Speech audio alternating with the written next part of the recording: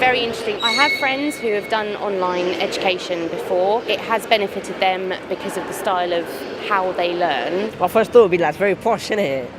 Like, I've always been told about homeschooling and stuff like that, but I've never actually ever seen anything online. My only knowledge of online work is online homework, which my grandchildren seem to be doing now. I think it is the future because people want to be flexible and you can accommodate a lot more one-to-one teaching. My first impression is that there may be advantages to it. We use an online portal and they basically set homework and we kind of keep track of our reports, our grades and our attendance. Now I'm in university, I can ask my tutors if I need any help with any assignments, any coursework, but I think this is more advanced. There's more to it than just having a portal. I do think it's good because then we can kind of access our work whenever we want to access it and it's always there. Well, they're already digital natives, so they're looking at the screen all the time. They might as well learn something from it.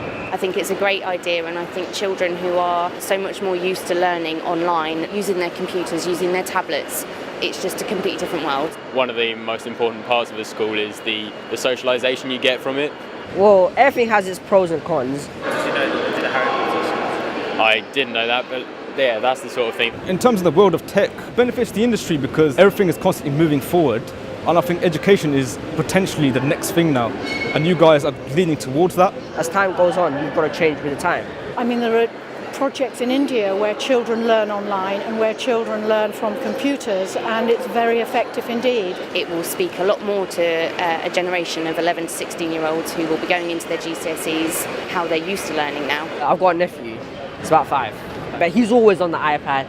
Most of the things he learned are from apps from the iPad, you know. My initial thoughts were quite sceptical, but having looked and heard a little bit more about it, I can see why it can be of considerable benefit. Technology is constantly advancing, internet speeds are getting faster, and that allows for things like this to take place. Yeah, I think it's a good thing.